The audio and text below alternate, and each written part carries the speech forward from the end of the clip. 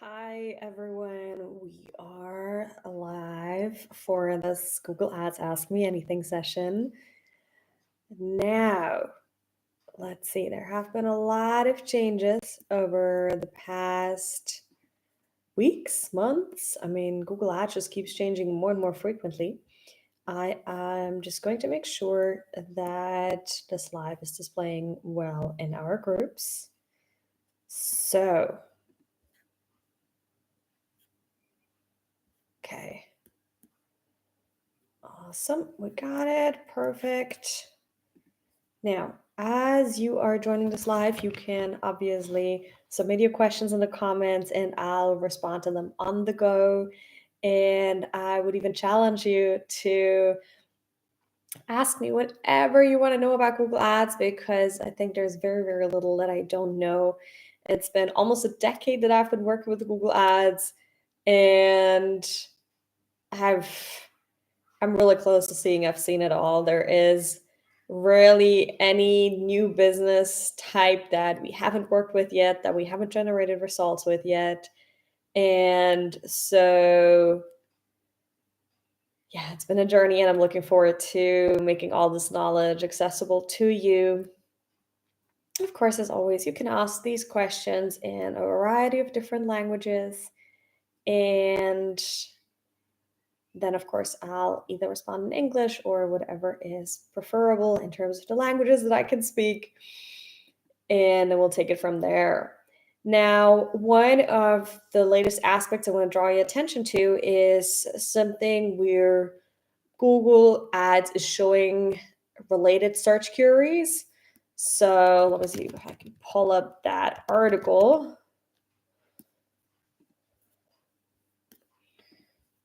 So branded ads, and people also consider, so search engine land has published this article. Google is testing people also consider a label on branded search ads, and advertisers are concerned that Google is planning to force brands into entering competitor auctions. Now, the way this looks like is that Google is pretty much like it's still showing your brand for branded search results, but it's also showing related businesses below that. And people have been, or especially advertisers have been criticizing that a lot, or companies, right? That says, well, why would somebody else consider another brand if somebody is searching for this one brand? Well, arguably, I think Google is trying to bring in some variety in terms of the search results it offers and not just offer search results for one thing. Because even if we search for one brand, it could always be that we just don't know that there's another brand out there. It could be that we just don't know that, there's something similar available out there. Would I like it as a company advertising Google Ads? Of course I wouldn't, right? But I think this is where Google is really trying to bridge the gap with users and saying, okay, what's relevant to our users, and where could we add some value for them, right? Because the way that we engage with brands isn't always because we want to. In fact, a lot of times when we engage with brands, we have already been primed a lot in order to then choose that brand in the end. And I'm going to bring up some stats from my teachings because last year I taught a course for master's and MBA students called Strategic Brand Management in the Digital Age. And we discussed a lot of interesting stats there. So, all right. Let me make sure I find this now, hopefully.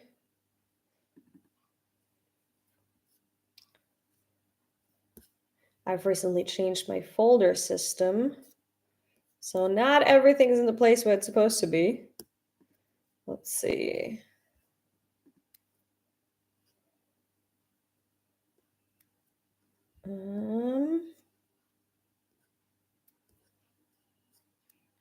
I am not finding it, which is not ideal. see. Okay, I am not finding it now as we speak, but what we can tell is that people who engage with brands, for example, with automobile brands, have had more than 400 interactions with that brand before. And that could have been through pictures they saw, through a poster somewhere, or through an audio ad, through a video, in a magazine. So there are a lot of different touch points that brands can generate before the user in the end decides for that brand. Now, you got to consider that about 80% of our thoughts and like pretty much our subconscious on any given day, right?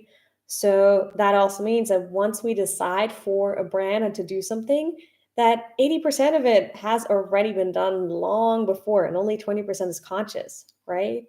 So we think that, oh, these 20% are 100%, but they're really, really not, right? We have already decided a long time ago that, hey, we want this brand, right? So there's different ways to influence people. And of course, this is also where Google Ads comes in, right? When you create a brand awareness campaign, for example, your first goal might not be to get that person to convert immediately. Your first goal might be to, be touch point number 15, touch point number 4, or touch point number 1, right? And so when you create that display campaign, just be sure that you know what goal you have, right? And of course, remember, as I'm speaking, you can always put your questions about Google Ads in the comments and I'll respond to them as I receive them. Okay. So back to brands and making decisions. Now, since we make about 80% of our decisions subconsciously, of course, that's also something we have to consider when creating our ad campaigns, right? So probably not ad campaigns are going to be like, buy my product or sign up now. You'd want to have some ad campaigns or ad copy that speaks more to that first stage, more of like creating that intent, creating that interest, right? And the way you do this is, for example, by using ad copy that's more on the learn more side, discover, or look at the variety, right? Especially in terms of variety. If you have a variety of products, and one of the major assets that you could use in Google Ads is the asset extent is the structure snippet asset, which lets you highlight different types, neighborhoods, values, models, and so on.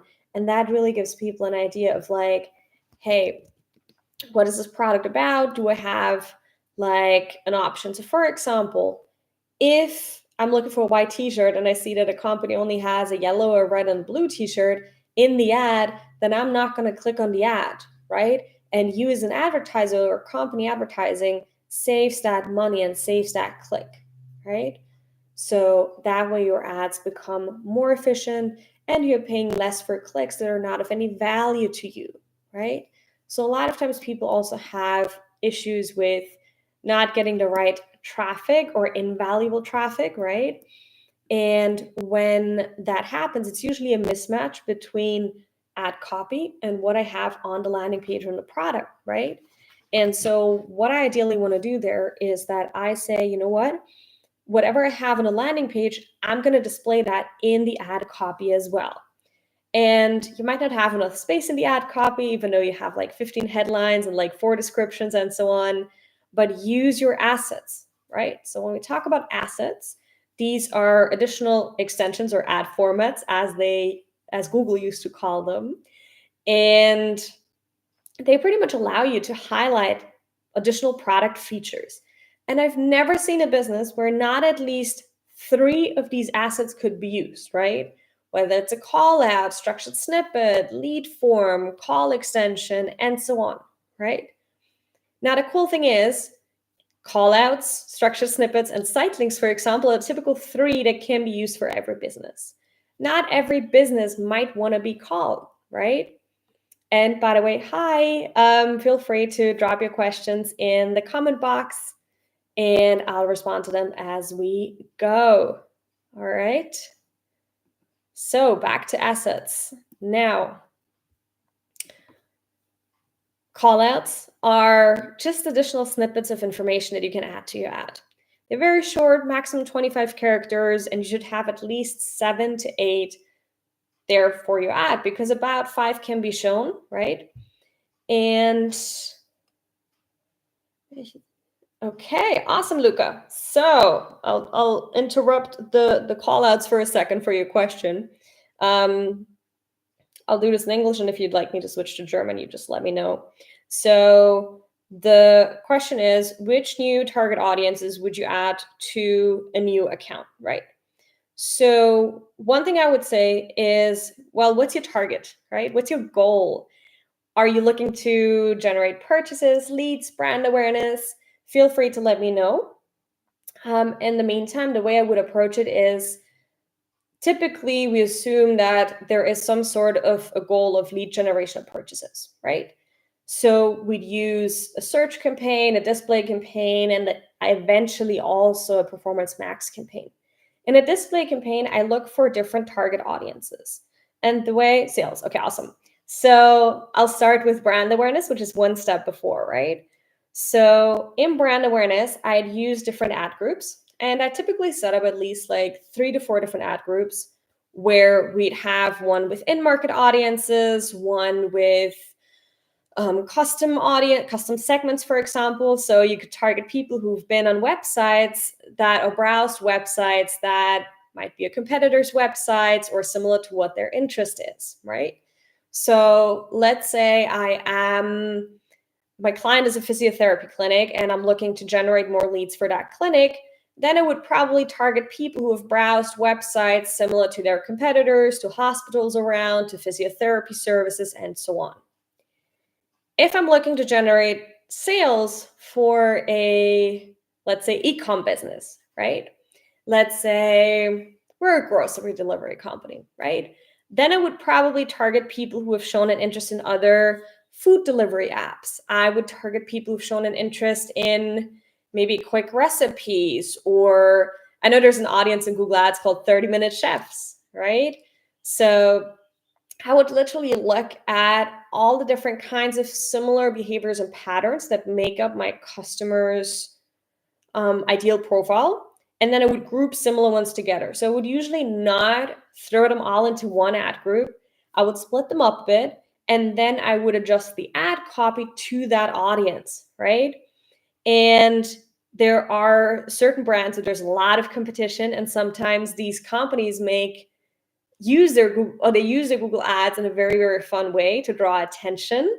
So, I've seen some Google ads, like some search campaigns that say, oh, the better option, right? So brand name, your own brand name, the better option for landing pages, for example, right? By the way, whoever's new, drop your questions in the chat box and I'll respond, all right? So, Luca, I hope that answers your question. Otherwise, of course, you can still let me know more. So in terms of adding new audiences, the other thing, obviously search campaign is mostly search terms or keywords, unless you work with retargeting, right? So one of my favorite hacks or ways to grow an ad account is to work with a retargeting or remarketing search campaign, where you work with broad match keywords and audiences on top of that, right?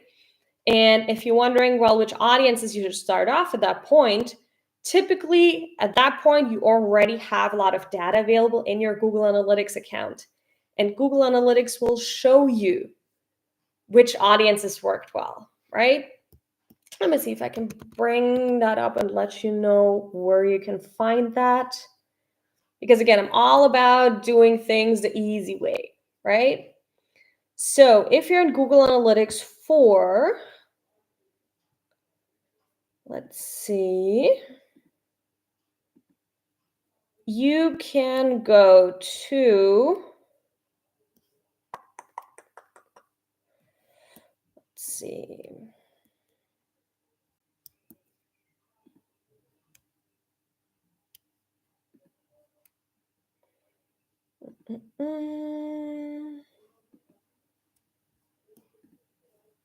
Typically, you'd find it under audiences.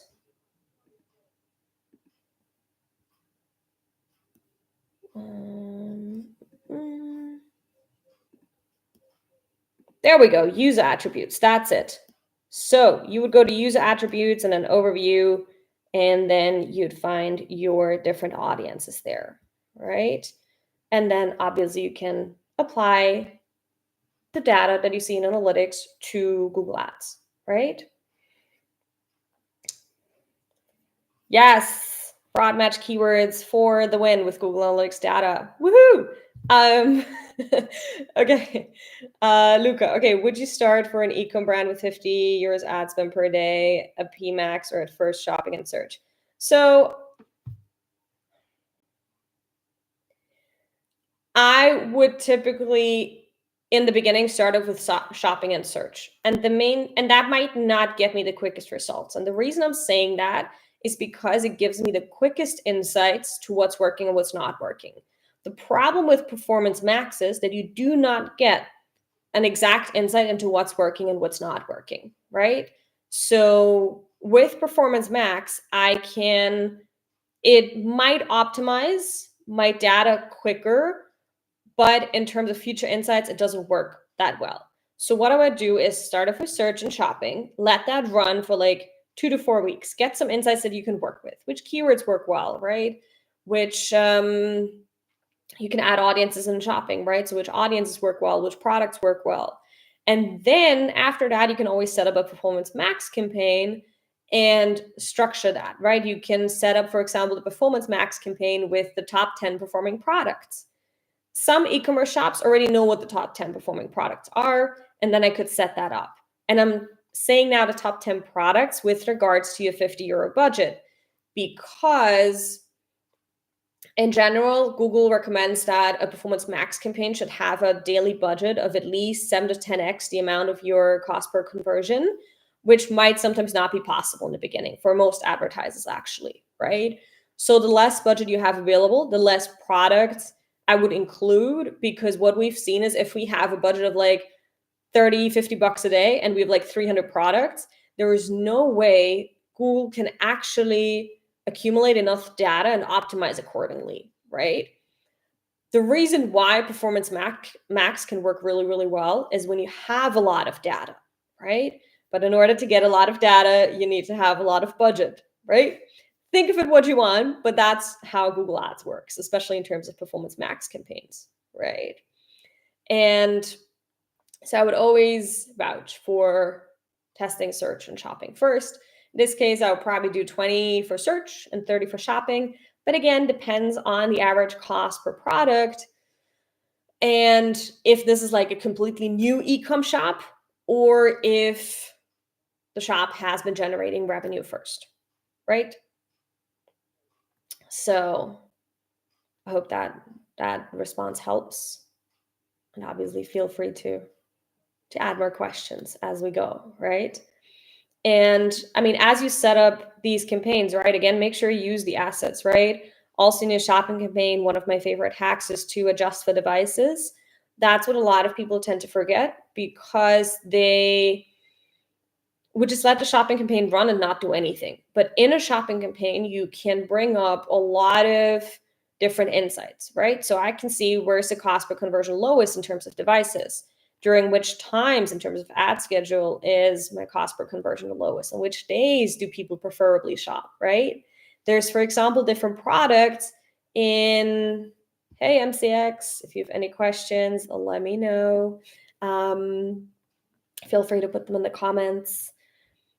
So if there are certain products, for example, I remember seeing this one ad about a lighting system for the ceiling.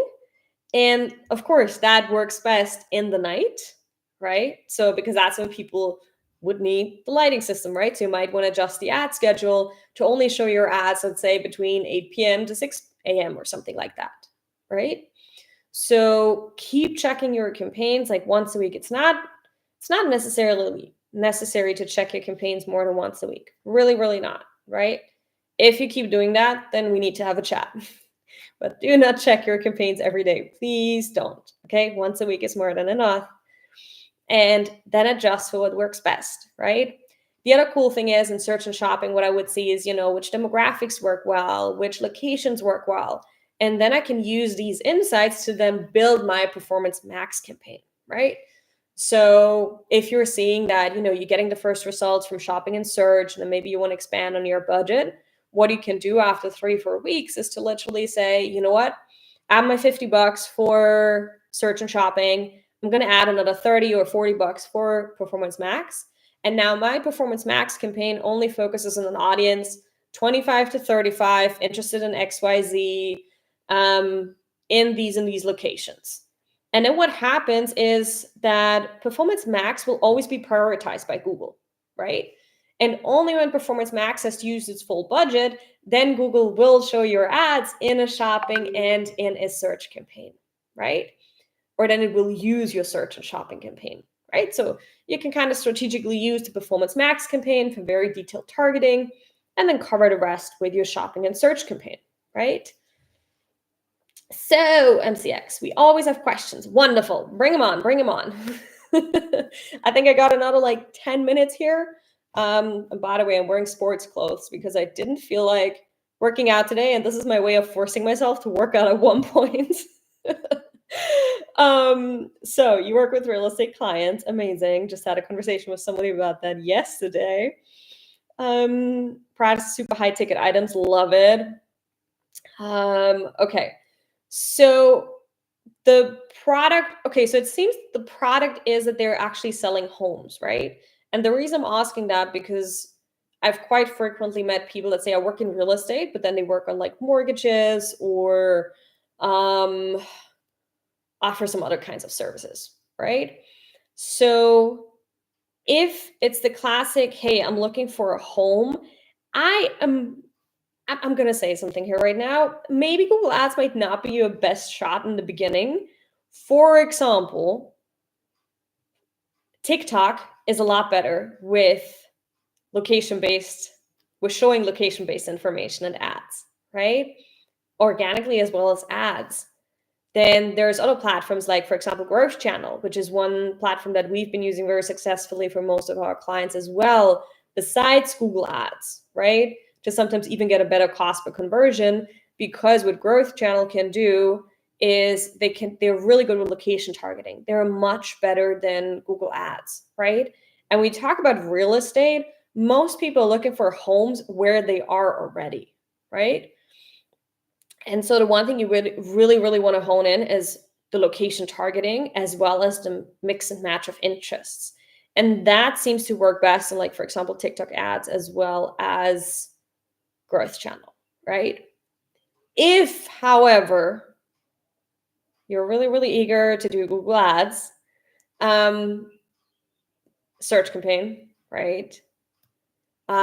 Use some sort of high intent audience, right? Where you have the right keywords with maybe a value with 2 bedrooms, 3 bedrooms, all the typical abbreviations that you would have in that industry.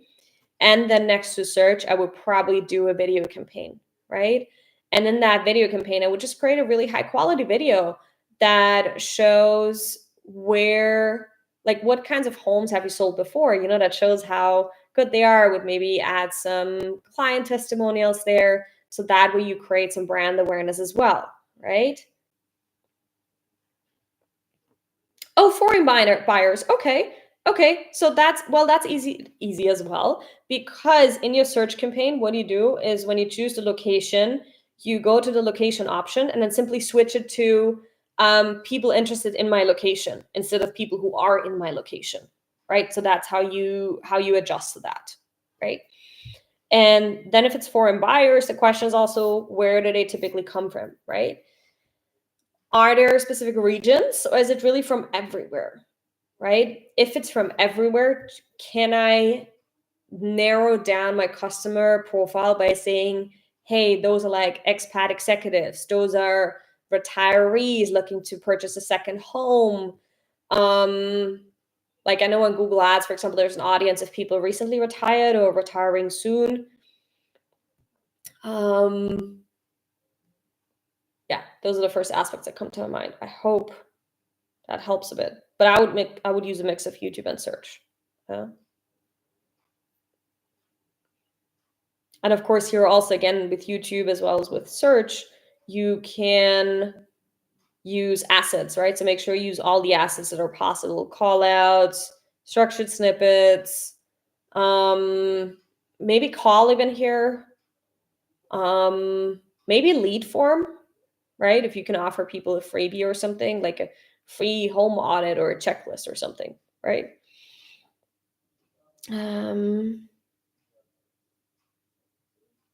Yeah, sure. Sure. I would just keep an eye on the locations and then see where people are coming from, and then probably work with excluding certain locations that don't work for me. So that's another option as well. Um, so, but yeah, again, back to assets, very, very important. Maybe neighborhoods. You could probably use the neighborhoods asset, because if you're saying you're targeting foreigners looking to invest in the local market, let's assume we have a certain geographic region here. With the neighborhoods asset, you could highlight which neighborhoods those houses would be in, right? Let's see. Okay, we got about 5 more minutes. Let's see what I can pull up here. Okay, assets. All right, so we got the image assets as well, right? Add images. That's another one that any business can add, right? Where can I find a good script for PMax where it shows me the search terms? Oh, you're asking a question that I right now don't have an answer to, but I know somebody posted it somewhere recently. I've seen that. But you are saying that there's an option that I have here. I guess you mean the search terms that show up for your PMax campaign. If that's the case, go into your Google Ads account in the meantime, if you are not already, and open up one of the PMax campaigns.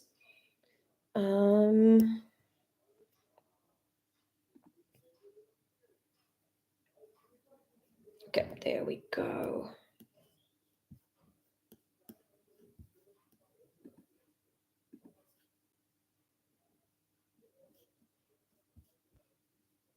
So when you go to Insights on the left-hand side of your Google Ads account for the specific Performance Max campaign, you'll scroll down a bit and you'll see Search Term Insights.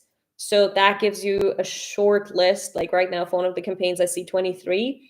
I can't share it because that's for one of our clients, right? But I would see 23 different search terms, which already gives me quite a good idea of, for example, the search volume or like the conversion value. So that would be very helpful. Yeah, I think that's what you mean, Luca. So you'd have it in insights, in the insights section. Let me know if you're able to find that. Yeah.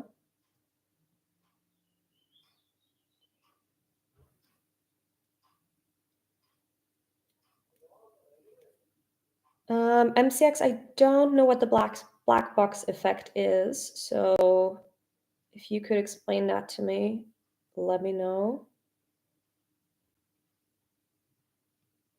And manipulating them to work. I don't know what it means, manipulating them to work.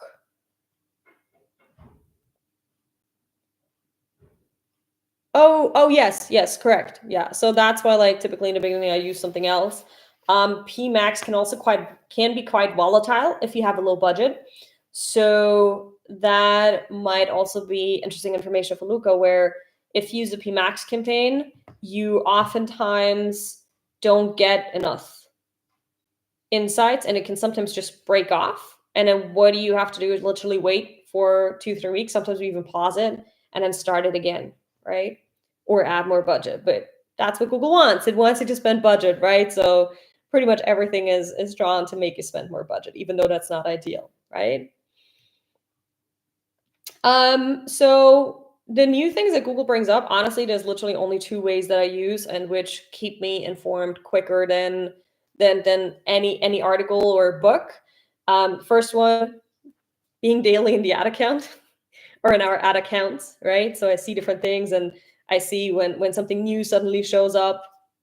And the second thing is I've created a search alert in Google. So if you go to Google Alerts, let me see if I can show you.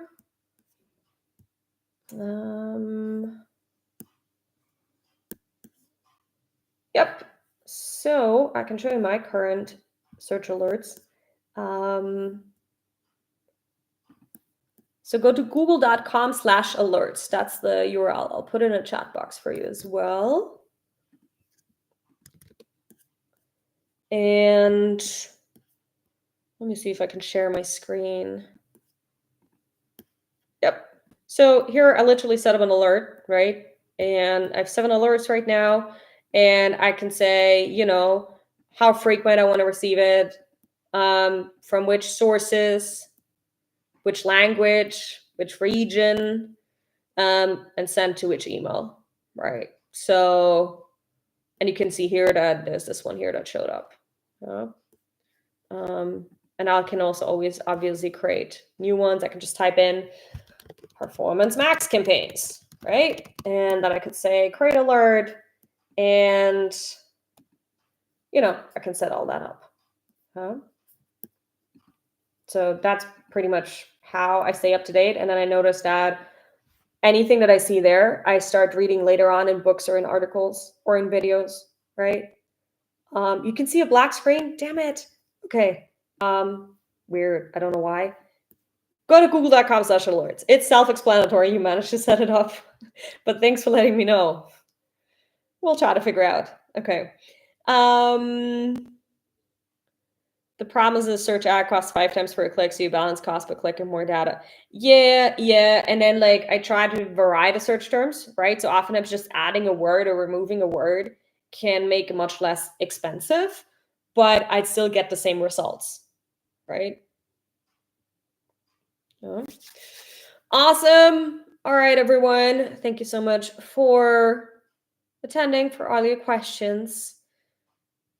We'll have the next one in about a month from now. It's going to be in the afternoon Europe time. And I will see you soon. All the best with your campaigns. And of course, you can also just comment on this video later on if you're watching it later with your questions, and we'll address them as well. Have a wonderful day ahead. Bye.